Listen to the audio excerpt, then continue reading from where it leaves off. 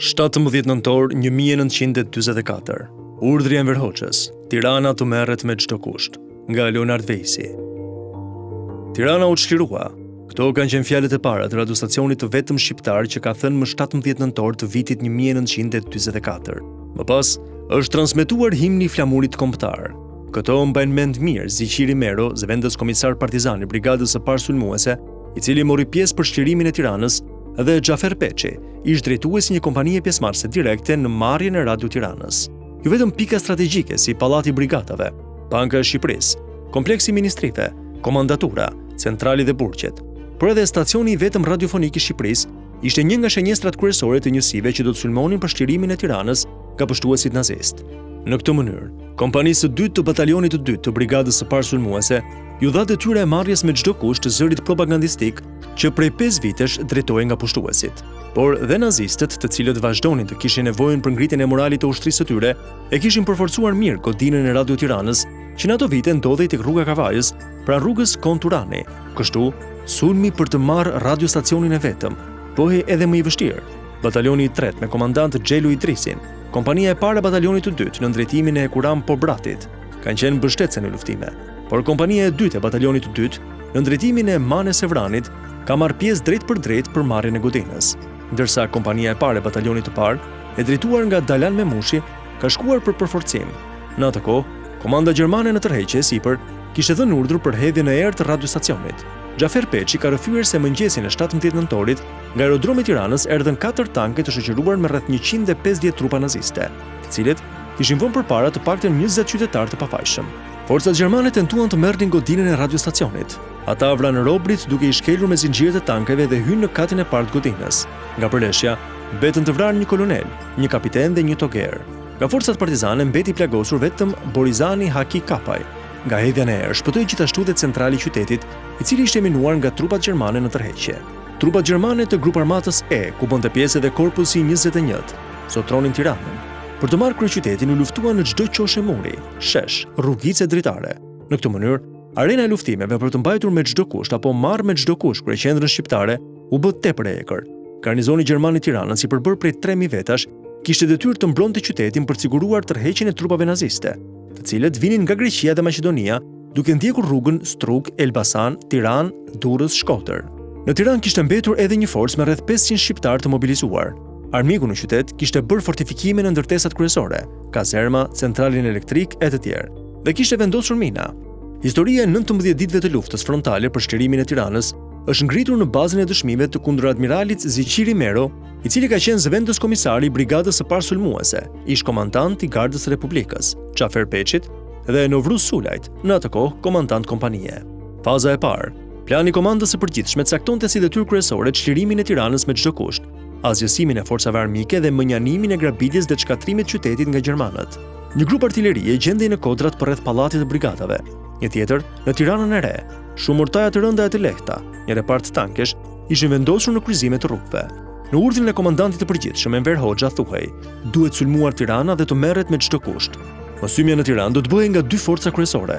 Në të parën do të hynte në mësymje divizioni i parë sulmues që në përbërje të tij kishte 3 brigada, e para, e 4-ta dhe e 23-ta, e cila kishte zëvendësuar brigadën e 5 që kishte shkuar në Kosovë së bashku me brigadën e 3 për shtirimin e Krahinës.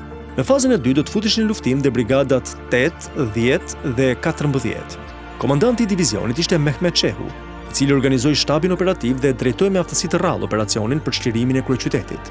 Veprimet për shtirimin e Tiranës përbënin një operacion të kombinuar.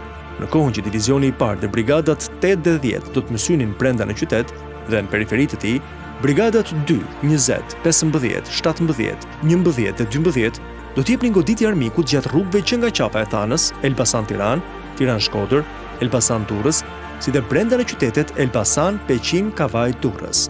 Plani i luftës.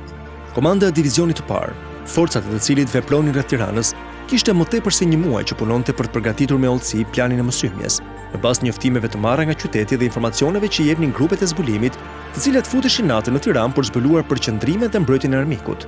Ajo kishte caktuar drejtimet dhe detyrat e brigadave. Morali i partizanëve dhe kuadrove komandues ishte tepër i lartë. Ata kishin fituar përvojën e aksionit të shumta dhe prisnin me padurim të sulmonin nazistët. Por këtu kishte edhe një problem, se lufta në qytet, e sidomos në qytete të mëdha, kishte veçoritë e saj, të cilat nuk kishin të njohura siç duhet, dhe për këtë veçanërisht ishin të shqetësuar kuadrot. Pra, në këtë drejtim, njerëzit duhet të tregoheshin tepër të vëmendshëm. Por edhe ky shqetësim kaloi në saj të vendosmërisë, shkattësisë, guximit dhe trimërisë që treguan partizanët drejtues, duke u përballuar me sukses gjatë luftimeve edhe çaste të paparashikuara e tepër të vështira. Është shprehur Ziqiri Mero. Fillimi i mësymjes. Brigadës ju caktua detyra të mësynte nga kodrat në lindje dhe verilindje drejt qendrës së qytetit. Brigada e 4 do të bënte presion të vazhdueshëm mbi Tiranë nga ana e jugut dhe jugperëndimit, dhe një pjesë e forcave të saj do të vepronte në rrugën Tiranë-Elbasan. Brigada e 23 do t'i jepte goditje armikut gjatë rrugës Tiranë-Shkotër. Mësymja filloi në orën 18 të 29 tetorit. Vështirësia më e madhe për partizanët e brigadës së parë u paraqit te kazermat e Xhenios, akademia aktuale ushtarake. Aty kishte pozicione të fortifikuara. Gjermanët rezistuan për një kohë, por kur panë se do të rrethoheshin plotësisht, u detyruan të tërhiqen dhe kazermat ranë në duart e partizanëve, si dhe spitali civile ushtarak që ishin pranë njëri tjetrit. Duke kontrolluar ndërtesat e zëna, ju dorëzuan partizanëve 40 ballistë armatosur që ishin fshehur. Luftimet u zhvilluan në rrugën Baramcuri, rrugën e Tafeve, Shenasi, Dishnica, në Kodrën e Kuqe, Medrese, në postën pranë varrit të Bamit, rrugën Hoxha Tasim, parasheshit Avni Rustemi. Brigada e 4 sulmoi në kodrat afër pallatit të brigadave në Tiranën e Re. Pas 10 orë luftimesh, brigada e parë doli në rrugën e barikadave. Armiku u tërhoq me nxitim dhe nuk mundi të vinte në zbatim planin për të hedhur në erë depot e ujit, spitalet, komandën e gjandarmerisë e të tjerë. Fillimi i mbarë mësymjes tregonte përgatitjen e divizionit për betejën e madhe, vendosmërinë e komandave dhe luftëtarëve për të shliruar Tiranën. Ky fillim i mbar ju dha krah partizanëve dhe ngjalli gëzim të madh në popullsinë e qytetit. Zhvillimi i luftimeve. Në kujtimet e tij, Xhafer Peçi është shprehur: mësymja vendimtare do të fillonte në orën 16 të datës 11 nëntor. Më 12 nëntor, Tirana buçiste nga zjarri i armëve të luftës. Armiku bënte përpjekjet e fundit për të rezistuar, me shpresë se mund t'i vinin në ndihmë forca që të rriqeshin nga Greqia. Më 14 dhe 15 nëntor, forcat e brigadës së parë u takuan me ato të brigadës së 4 dhe brigadës së 8 në rrugën e Kavajës. Më 13 nëntor, në kulmin e ashpërsisë së luftimeve në qytet, erdhi lajmi si një kolonë ushtarake gjermane prej 6.000-7.000 vetësh, pasi kishte lënë Elbasanin, që ndarë më dysh. Gjysma afroi për në Tiranë, ndërsa gjysma tjetër për në Durrës. Komanda e Korparmatës dhe shtabi operativ kishin marrë masa që kolona armike të azgjësohej pa mbërritur në Tiranë. Kjo detyrë i që ngarkuar brigadës së 17 dhe forcave kryesore të brigadës së 4 dhe brigadës së 8. Këto të fundit në qytet lanë vetëm nga një batalion. Një batalion i brigadës së parë do të zinte pozicionin në hyrje të Tiranës. Më 14 dhe 15 nëntor, kolona gjermane u godit nga forcat tona në Myshqeta, Bërzhit dhe Ib. Luftimet u zhvilluan të ashpra. Gjatë këtyre luftimeve mbetën të vrarë mbi 1500 nazist, shumë të plagosur dhe të kapur rob. Me ndihmën e tankeve mundën të vazhdojnë rrugën rreth 300 vet, të cilët u goditën më pas. Në qytet mundën të hyjnë vetëm disa tanke. Këto forca ishin të korpusit të 22 dhe të divizionit të 138, që tërhiqeshin nga Greqia. Azgjësimi i tyre ishte një fitore e madhe për partizanët që luftonin në Tiranë. Situata për gjermanët ishte bërë tepër e vështirë. Ata përgatiteshin për t'u tërhequr, por nuk dinin nga të dilnin.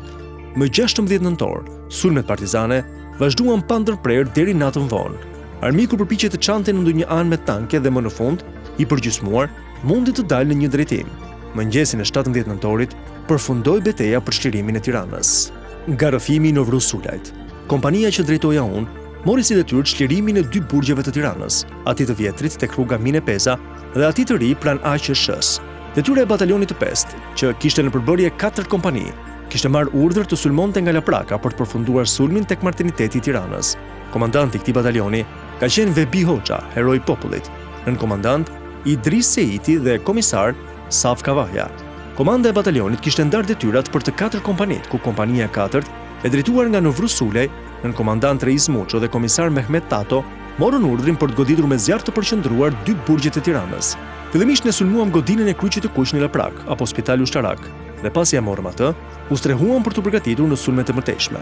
Kompania e 4 ishte pozicionuar në disa skuadra, ku njëra prej tyre depërtoi deri te godina ku sot ngrihet Fakulteti i Shkencave, por që në atë kohë ishin ndërtuar vetëm pjesa e bodrumeve dhe ishte rrethuar me një mur të lartë. Pikërisht aty, skuadra u zuni në një pozicion të vështirë, pasi gjermanët sulmuan me të paktën 8 tanke, por ka qenë një partizan nga Shishtaveci i Kuksit, i cili ishte i vetmi që përdorte një antitank dhe që u vra në luftime vetëm për shpëtuar shokët e skuadrës. Në datën 15 nëntor 1944, kompania e 4 sulmoi Burgun, i cili ndodhej atje ku sot është vendosur rajoni numër 2 i policisë së kryeqytetit, në rrugën Mine Pesa. Luftimet e ashpra u mbetej i plagosur nga një plomb. Pas plagës që mora në këtë luftë, komandën për sulmin dhe burgut të vjetër e mori nën komandant Reiz Muça dhe komisar Mehmet Tato. Por kur kompania ishte përgatitur të ndeshej ashpër me trupat gjermane, ka rezultuar se burgu mbahej në mbikëqyrje nga forcat balliste. Por duke parë që rezistenca ishte e kotë, forcat balliste u dorëzuan menjëherë dhe burgu i vjetër u mor pa luftë. Gjatë luftimeve për shtirimin e Tiranës nga kompania, mbetën 2 partizanë të vrarë. Bilanci i luftës. Në kujtimet e tij, Ziqiri Mero thot, lufta për shtirimin e Tiranës i kushtoi armikut më tepër se 2000 të vrarë, ndër të cilët 3 kolonel të identifikuar, veç të plagosurve më tepër se 300 robër, 25 topa në gjendje të mirë, përmbi 100 mitrajlos, 200 automjete, 250 karro me material të ndryshëm, 120 kafshë gjalla, 300 kafshë të vrara, municion, ushqime, veshmbathje të panumërta si dhe 4 tanke. Veç këtyre, shpëtuan pa u prekur centralet e elektrikut, stabilimentet e radios, ura e Farkës dhe Erzenit, si edhe të gjitha ndërtesat e mëdha të Tiranës që ishin të minuara. Në veprimet e spastrimit u arrestuan për mbi 400 quisling dhe të dyshimt për bashkëpunim me okupatorin. Në luftën për shtirimin e qytetit dhe të popullit të Tiranës, ranë dëshmor 127 partizanë dhe u plagosën 290 të tjerë. Ndër të vrarët ishin 2 nënkomandant batalionesh, 2 komisar kompanie, 2 zëvendës komisar kompanie, 2 komandant kompanie, 2 zëvendës komandant kompanie dhe 3 skuadër komandant.